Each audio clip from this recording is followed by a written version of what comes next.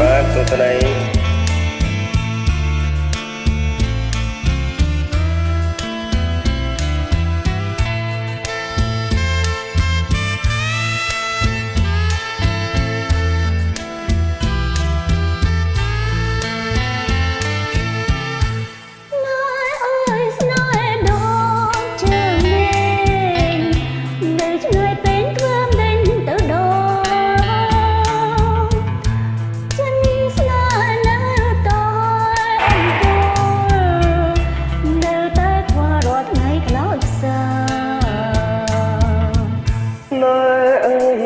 ដូ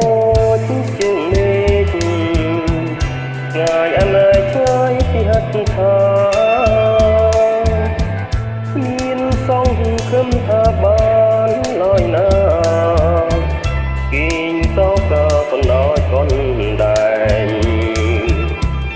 ថ្ងៃណាទៅមេងប្រណីអូយស្រីផុនក្តីចំបា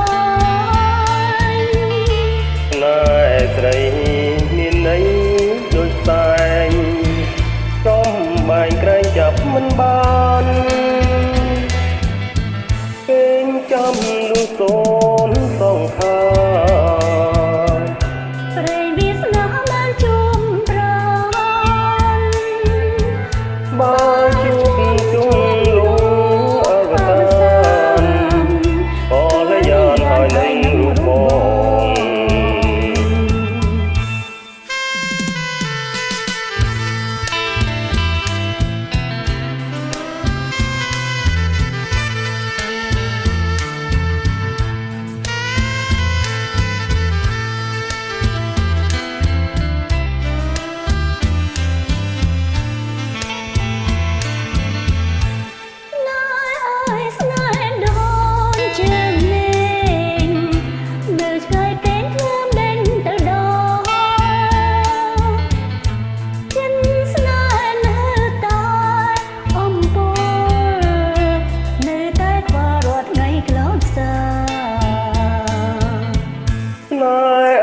ស្នេហ៍ដូចជាមេឃ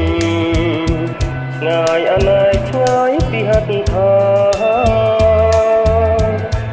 មានសង្ឃឹមថាបានលយណាគីងសោកកណ្ដោចកូនដែរថ្ងៃណាទៅមេងប្រណីអូយស្រីផុនក្តីចំបាយណែស្រីមានន័យដូចសែងចំបែងក្រែងចាប់មិនបានពេញចាំលុះសូនសងខាព្រេងវាស្នាបានជុំប្រានបើជួបជុំលងអវតានក៏លយានហើយនឹងរូបបងក៏លយានហើយនឹងរូបបងក៏លយានហើយនឹងរូបបងអរគុណច្រើនដៃគូ